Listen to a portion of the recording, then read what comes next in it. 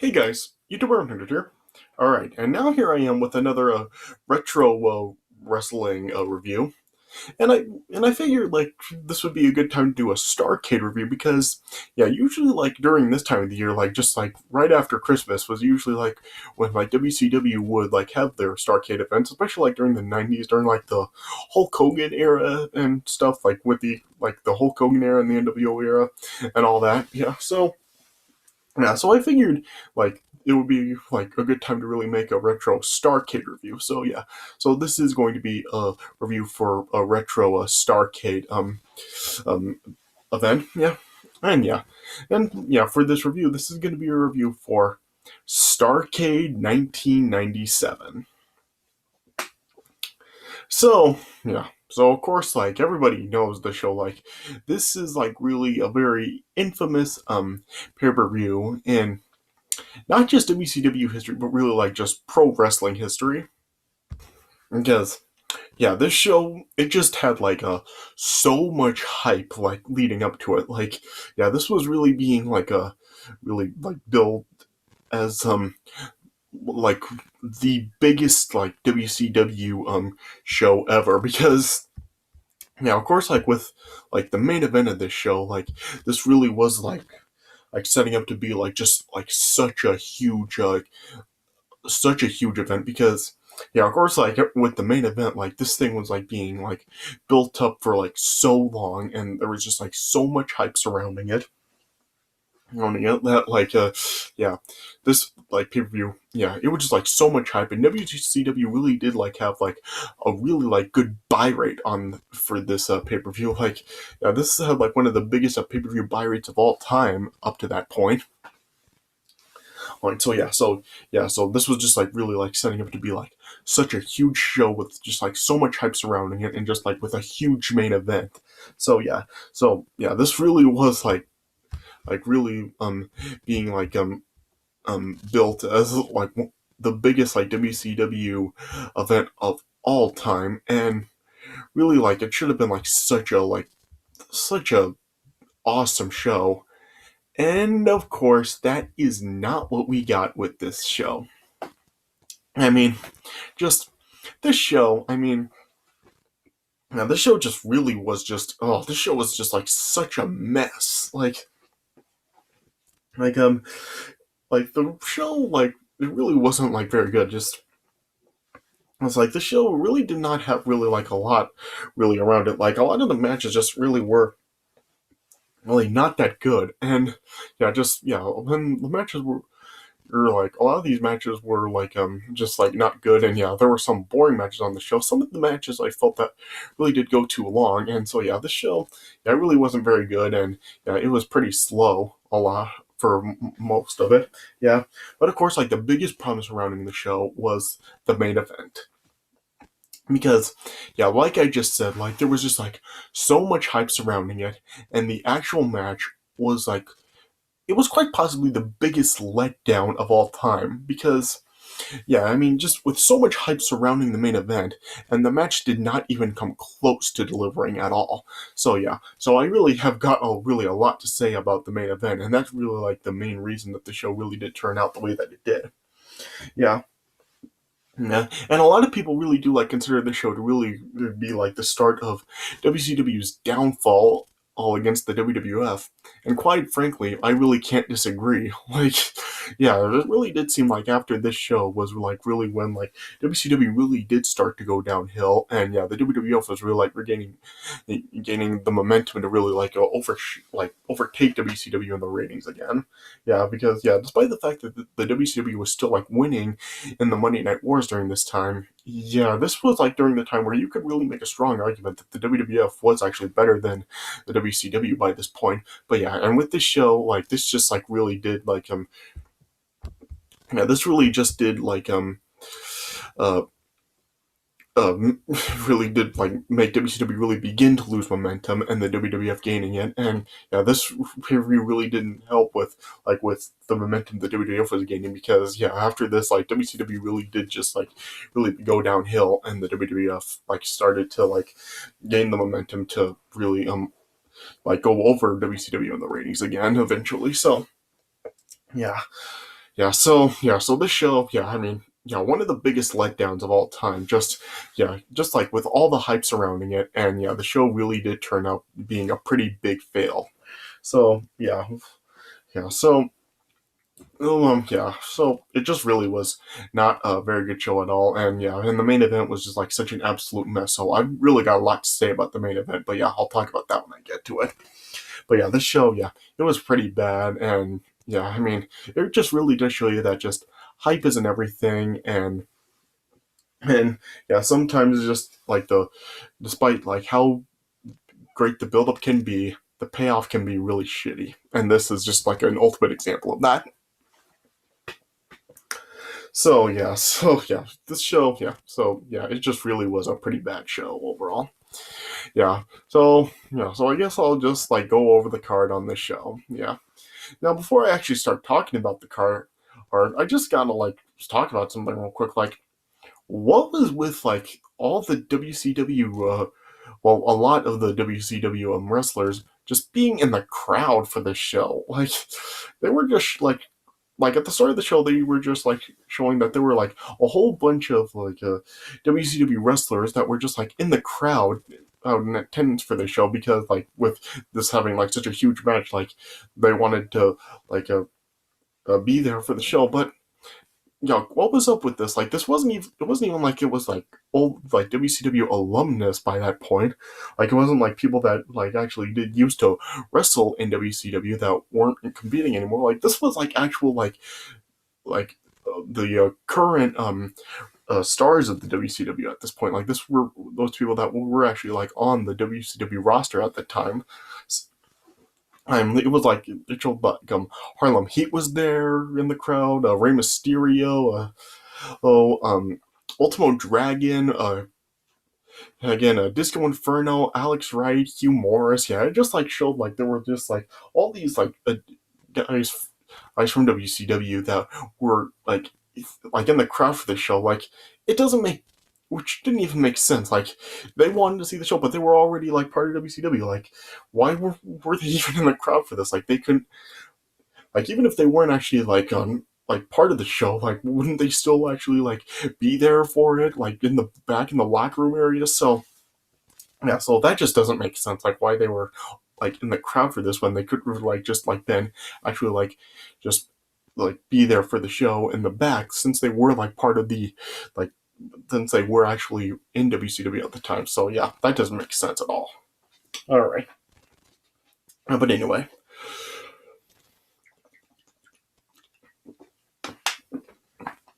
Alright, so the first match on the show was for the Cruiserweight Championship. It was Eddie Guerrero defending against Dean Malenko.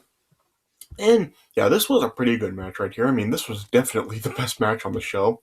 This was probably Eddie Guerrero and Dean Malenko's worst match against each other, but I mean, it was still a pretty good match. It did go back and forth. I mean, I've said before just like how the Cruiserweight division in WCW was really like one of the best things about the company, especially like during this time. Like during the whole Monday Night War or period, like the Cruiserweights really just like were great. Like, and they usually stole the show, and I've really like talked about a lot of like the cruiserweight matches that did like take place in the company at this time, like the matches between like Rey Mysterio and Dean Malenko, and the match at Halloween Havoc 1997 between Eddie Guerrero and Rey Mysterio, and just like a whole bunch of like different cruiserweight matches that took place in WCW during the whole Monday Night War period. And this match really was no exception. This was a really good match right here. And during the match, like Eddie Guerrero was like targeting Dean Malenko's left leg, and whenever like Dean Malenko would like gain the upper hand, eventually like Eddie Guerrero would just like continue to target Dean Malenko's leg in the match. And the match did like just like go back and forth between the two of them. And it was like very entertaining. Like at one point, like Eddie Guerrero tried to was like sitting on the top rope attempting to like jump down onto Dean Malenko, but Dean Malenko like countered it into a power bomb or something. And there were like some other like moments like that throughout the match. And then at one point, Eddie Guerrero was able to like counter a suplex from Dean Malenko and was targeting Dean Malenko's knee some more, or with like the ring post and the stairs and stuff. And then like toward the end of the match, like then Eddie Guerrero then hit a missile drop kick on Dean Malenko, and then Eddie Guerrero then like did a frog splash on Dean Malenko that he landed on Dean Malenko's leg, and then Eddie Guerrero was able to pin Dean Malenko and get the win. So Eddie Guerrero retained the Cruiserweight Championship. So this was a really good match, and like I said, this was easily the best match on the show. I'd probably give that 3 3/4. Yeah. Then after this, then we got like a small little like a promo segment like with Scott Hall coming out how to like address the crowd, like talking about like the show and everything. Apparently, like Kevin Nash like wasn't there for the show, and and then Scott Hall was like just like pretty much just like talking like smack to the crowd and stuff. Then then eventually the Giant then like came out, just said that like Kevin Nash would be glad he wasn't there because apparently Kevin Nash was supposed to face the Giant or something on this night. And the Giant said that he wouldn't want to be there to face him either. Then Scott Hall then like tried to attack the Giant, and then the Giant then just laid out Scott Hall. So so I'm not really sure why they had this little like segment be on the show, like, and it really just like took time away from like some other big matches for the show. I mean, but I guess like it did kind of make sense because like I was just saying at the thing, like the some of the matches on the show I think like went too long, but this kind of like this took away from like some other big matches, like particularly the main event, because the main event was like way too short. But I'm gonna talk about that when I do get to the match. But anyway, so this was just like kind of like a waste of time if you ask me. All right. Then the next match on the show was a 6-man tag. It was the Steiner brothers and Ray Traylor, aka the Big Boss Man, and versus Scott Norton, Vincent, and Conan was also supposed to like be teaming with them, but Conan wasn't there, and so then it showed then the Macho Man Randy Savage was filling in for Conan for the match. So Randy Savage was teaming up with Vincent and Scott Norton for the match. And this match was just kind of like it wasn't good, but it wasn't like really terrible either. So so I guess it was just kind of like a so-so match. I mean, I really don't remember much from it. I mean, this was just like a couple of months before like Scott Steiner like turned on Rick and joined the NWO. So well, what I found kind of interesting about like Scott Steiner, the way he looked here, because this was like when he cut his long hair and he was also like starting to like grow a goatee.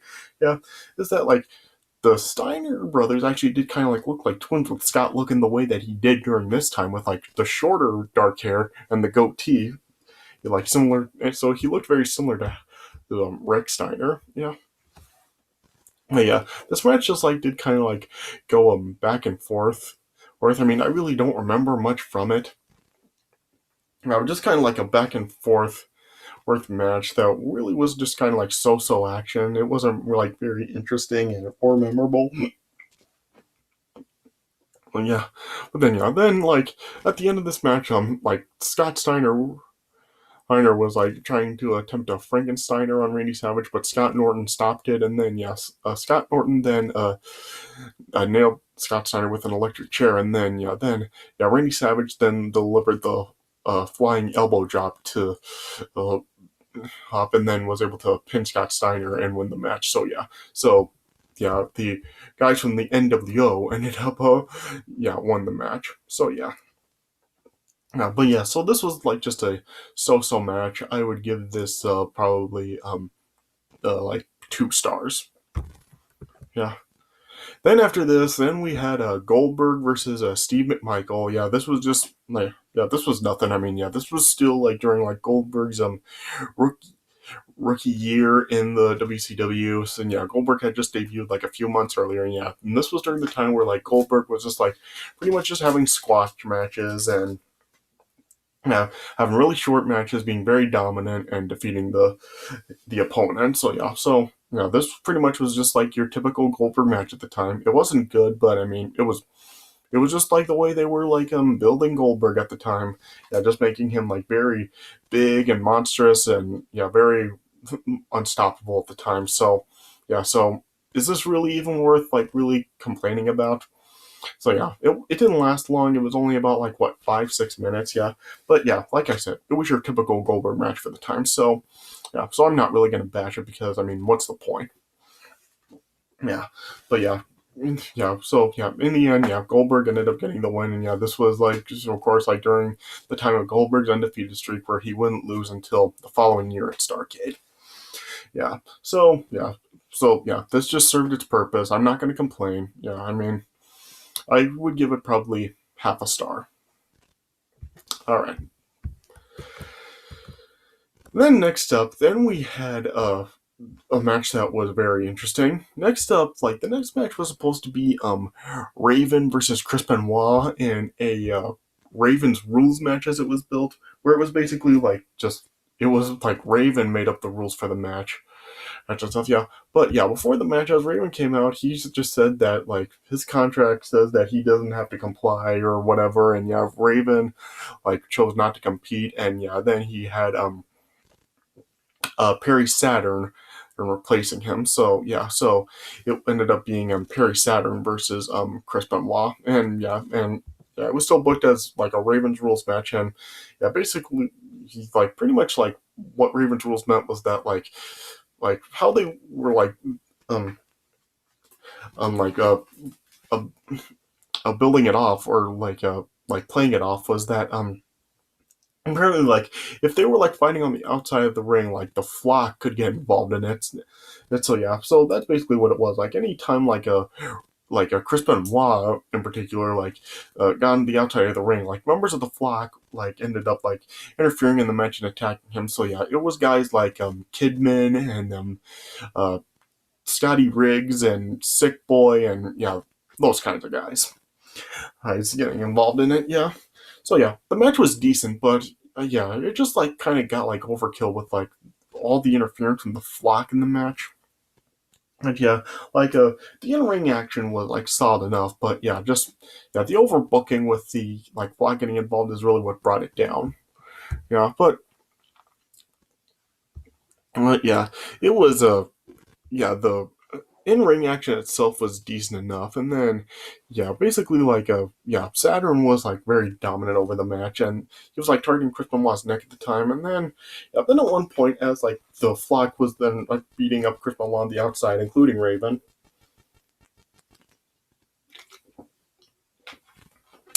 Like I think like Saturn then like tried to like bounce dive from like the ropes down to Chris Benoit, but Chris Benoit moved out of the way, and Saturn knocked all the members of the flock down.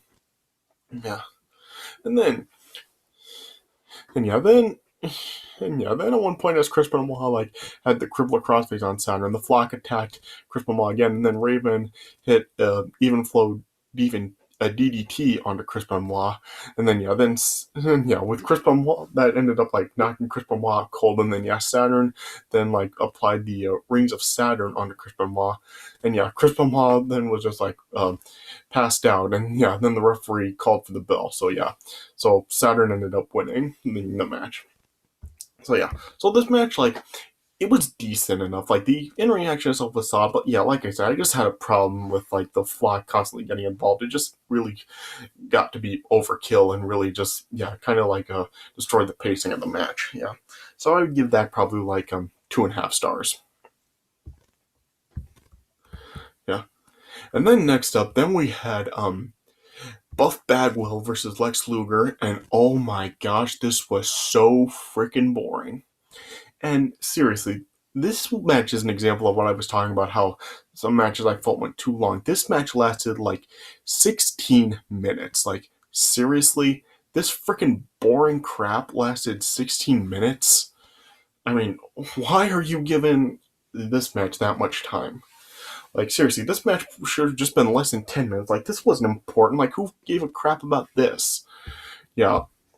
And this was absolutely boring. Like, I had like like I don't even remember like that much from the match at all. All I remember is just like when Lex Luger gained an advantage, like Buff Bagwell brought out Vincent to like let like Buff Bagwell get like more of an advantage over Lex Luger. Yeah, yeah, and and then times when Lex Luger was getting the upper hand, Vince would get involved, and eventually Lex Luger like also like took Vincent out. Yeah, and then then at one point, then Buff Bagwell ended up like nailing both Lex Luger and the referee, knocking the referee out.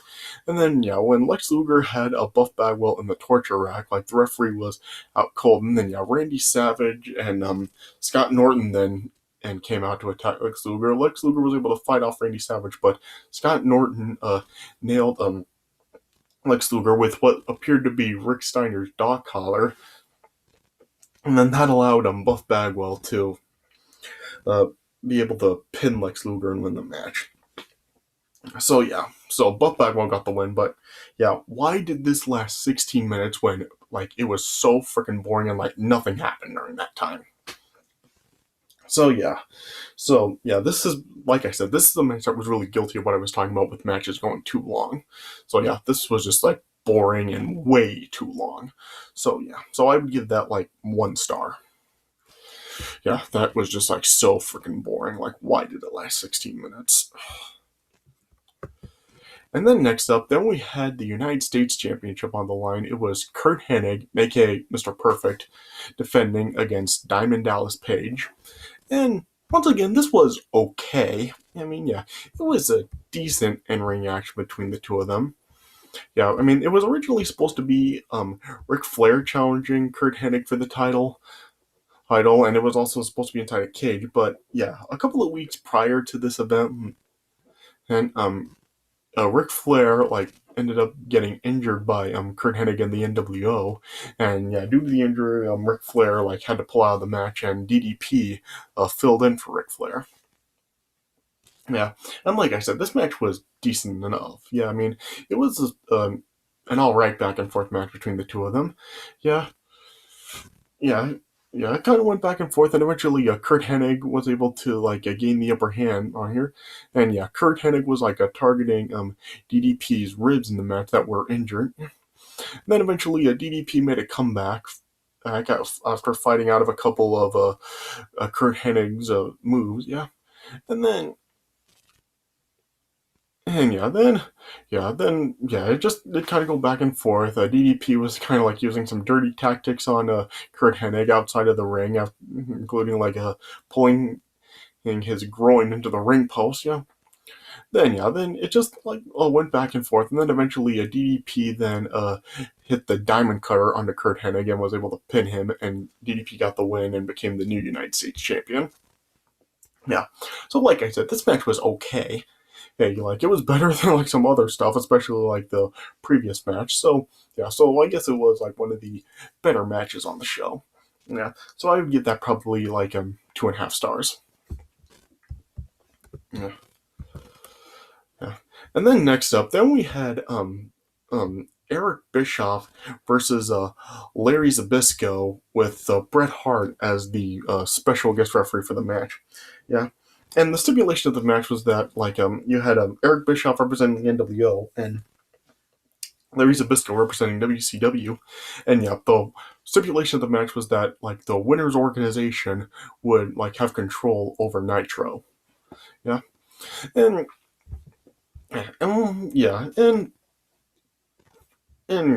given like who like you had in this match, like Larry Zabisco like hadn't wrestled in like who knows how long at the time. Like I'm not really sure like how long it was before or that Larry Zabisco had wrestled, and this was also to my knowledge this was like Eric Bischoff's first match that he had. So given like the two, given like those two like situations, it's like you would probably like expect this match to like really be just like terrible and just like an absolute joke, but it really wasn't.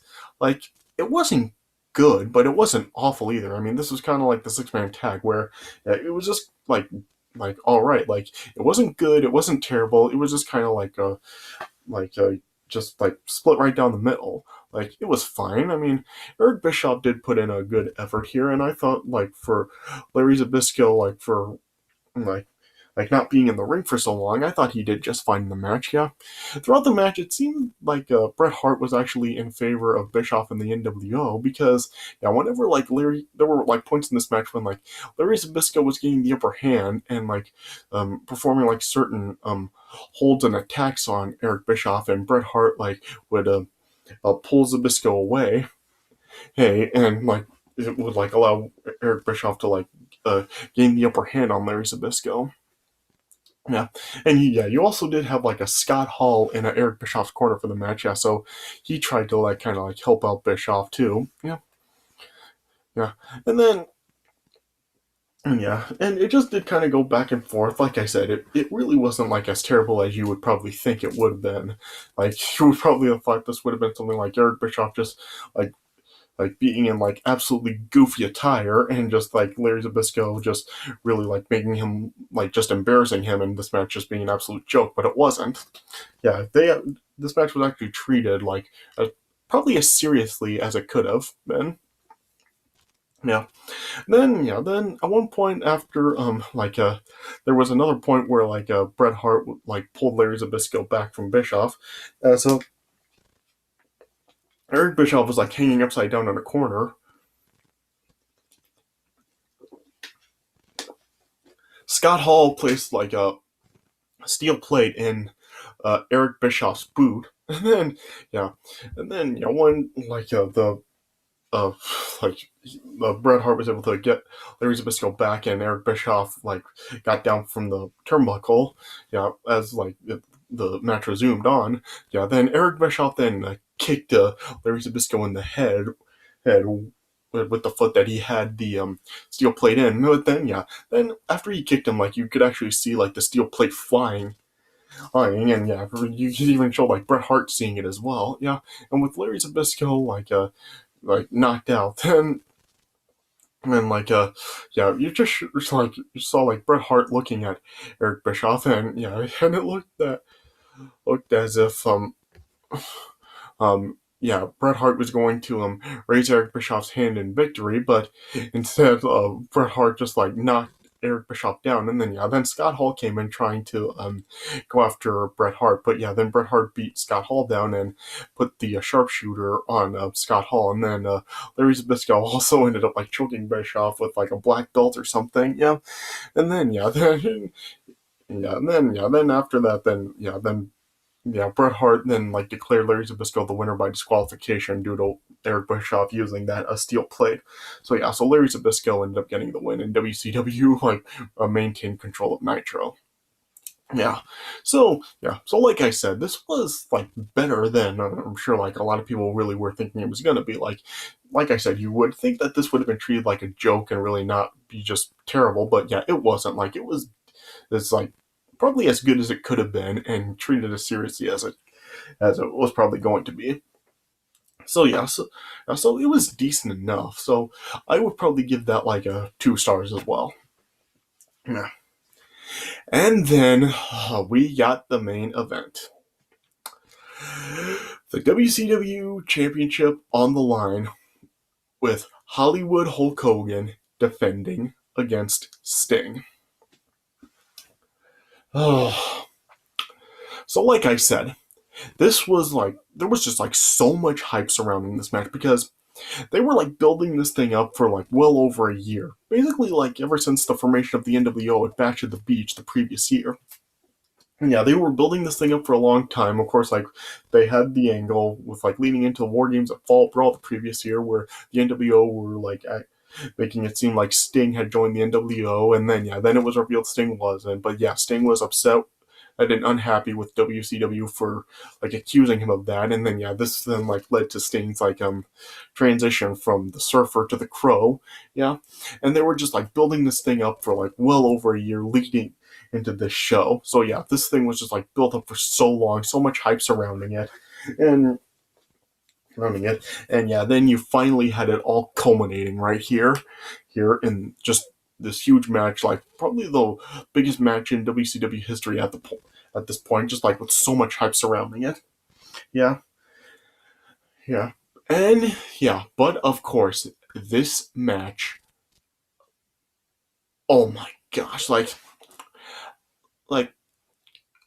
there's been like some matches like there have been like some Hulk Hogan matches that I really haven't liked, and there's like been some matches that I really just like like I really haven't enjoyed or and just I've hated. But I think this is probably the Hulk Hogan match that I hate the most. Like I just yeah, this is just like probably my most despised Hulk Hogan match ever. I mean, not to say that it's the worst. Like Hulk Hogan has had worse matches than this, but yeah, just with like all the hype surrounding it, and just like with how this match turned out, this is probably the Hulk Hogan match I just absolutely hate the most. Like seriously, this match is probably the worst payoff for a such a hyped match like this. It's like just you like had this thing building up for over a year, and it just had like such a unbelievable and amazing build up to it with like it over a year with Sting just waiting to like really like take out the NWO and stuff. And yeah, this just really should have just been like such an epic match, and it wasn't. Like seriously, this match was just like so unbelievably anticlimactic. It did not even come close to living up to the hype. For one thing, like I said, this match was just way too short. Like you would expect like such a hyped up match like this to like go like 25-30 minutes. But this match was not even 13 minutes long. Like seriously, like you had time for like that Scott Hall giant promo in the show, but you gave this 13 minutes. Like you wasted time on that when you could have given this match more time. Yeah, yeah. So yeah, that's one problem with it. Second problem with this match, like you had this thing like building up for like well over a year, and yeah, and as like it got closer, like it just became clear like how badly like Sting really wanted Hulk Hogan. Like he really did want to really just like beat the living hell out of Hulk Hogan. Yeah. So yeah, Sting like it was made clear that Sting really wanted like to get his hands on Hulk Hogan to really just beat the living hell out of him.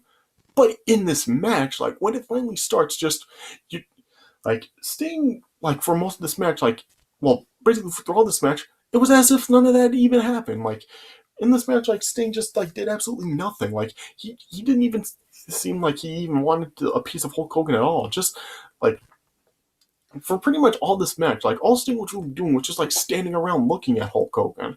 Like you would have figured like once the bell rang, Sting would have just like charged at Hulk Hogan and just starting to beat the hell out of him. But instead, like just despite the fact Hulk Hogan's shoving him, Hulk Hogan's like yelling at the referee. Hulk Hogan is like just outside of the ring, just like talking smack to the crowd, and Hulk Hogan's just doing all this stuff, and yet Sting is just standing there not doing a thing. Like like, did they just like bring in somebody else to book this match? I wasn't even paying attention to what happened the previous, like through like the entire year and a half, like building this match up. Like, like who was behind the booking for this match? Like Sting, like wanting Hulk Hogan for all that time, and yet when you finally get to the match, Sting does absolutely nothing. So yeah, so those are two major problems with the match. Just yeah, too short, and Sting just like not even acting like he even wanted a piece of Hulk Hogan at all, despite like what he had been doing pretty much the entire year building this match up. So yeah, yeah. But the match itself, yeah, the match just it really wasn't very good at all. Like it was just really boring. I mean, just not really anything happened. I mean, like I said, just so a lot of it was just like Hulk Hogan, just like yelling at the referee in the crowd, and Sting just standing there looking at him. And even like when Sting would like do something in the match, like when he would actually like wrestle against Hulk Hogan, Sting just didn't bring it. it's like he wasn't even like trying in this match. Like it just seemed like an average match with like no build up to it. I mean, it reminds me a lot of like matches like Triple H versus Randy Orton at WrestleMania 25, where you had all that build up to it with our where it seemed like when you actually did get to the match, the guys were really like going to be at each other's throats, really wanting to really kill each other, and yet in that match, it was like there was no story to it. Like it just seemed like just a regular match where like they didn't even really want each other that much, and it seemed like that was the case here too, where like Sting just really just it's like he really didn't even want any of Hulk Hogan. Like he was just like standing around looking at him, acting like he had no idea what was even going on. Yeah, yeah, yeah, and yeah, Sting like did like give like some drop kicks and a side headlock and some stuff to Hulk Hogan, and eventually they would like fight on the outside of the ring, and yeah, yeah, it just like when they actually did like go at it, like they just did kind of go back and forth, but not really anything memorable. And then yeah, then eventually Hulk Hogan then like performed a big boot on Hulk Hogan, and then yeah, Hulk Hogan then got the leg drop on Sting, and of course we have this very infamous ending. You had Nick Patrick as the referee for the match, and apparently like right here, like when Hulk Hogan actually did cover Sting, like apparently like the story behind this match is that apparently, of course, like earlier in the year, like Nick Patrick like was actually like an NWO referee, like pretty much like signing with the NWO and stuff, just like really cheating in matches to help them win.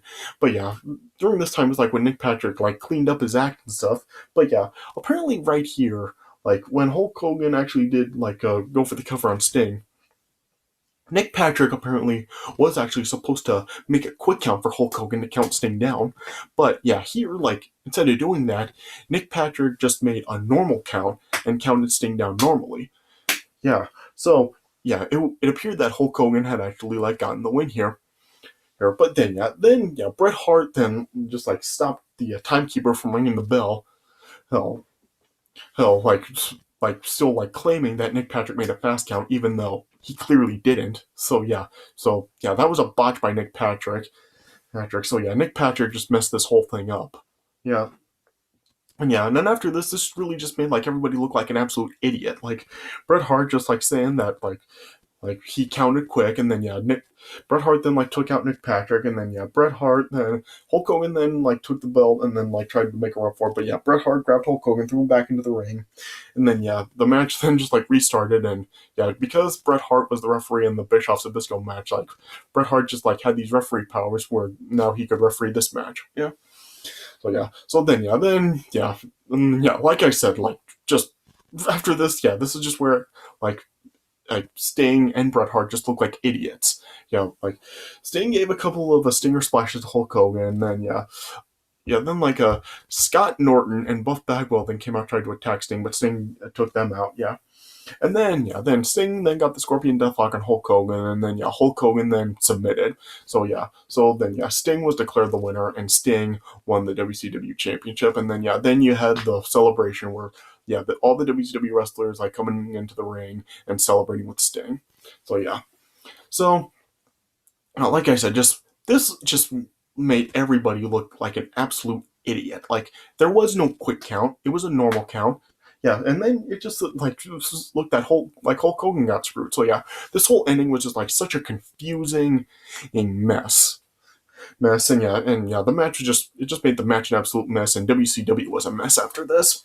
So yeah, and this like really just like completely ruined Sting's momentum. Like Sting just really wasn't the same after this. Like after all that build up and just to see it all just like completely flushed down the toilet for Sting, and WCW pretty much like followed very slowly during after this. So yeah, just an absolute mess right here, and the match was like such a huge letdown. Like all that hype for well over a year, and they get us this.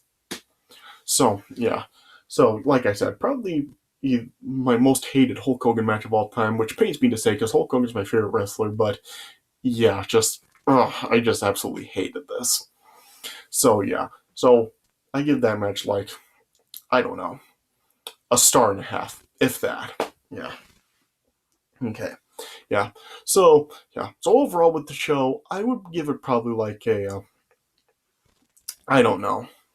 I guess I would give it like a 3.75 or a 4 out of 10. You'll see my final rating down in the description.